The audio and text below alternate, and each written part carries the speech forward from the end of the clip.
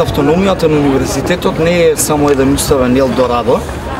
туку е основа и суштина за развој на критичката мисла воопшто во целото општество и не може да се зборува дека нашиот протест помина незабележано, затоа што министерот го искоментира истиот протест, дека не пофали дека истиот поминал мирно и ја пофали формата во која поминал, но остана нем за нашата аргументација, сеопфатна аргументација на 6 страни што ја понудивме. И иако беше испратено барање до универзитетите за изјаснување за конкретната мерка, тоа беше испратено проформа, како што изигнорира нашата аргументација,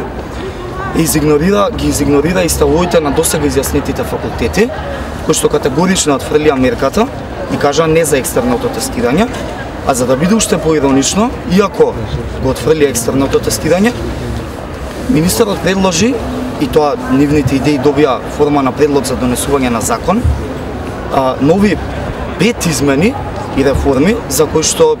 најзасегнатите страни не беа исконсултирани и воопшто не беа прашани.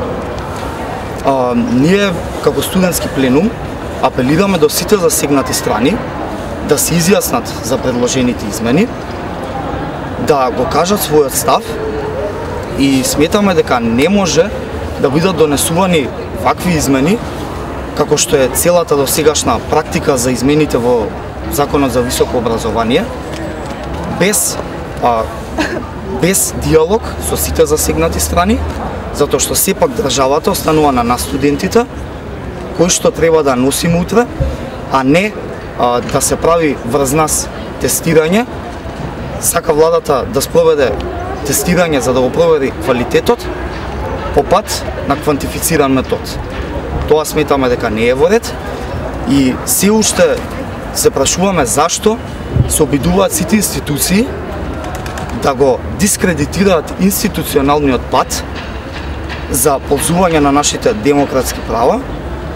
и не приморуваат да веруваме во оние институционалните.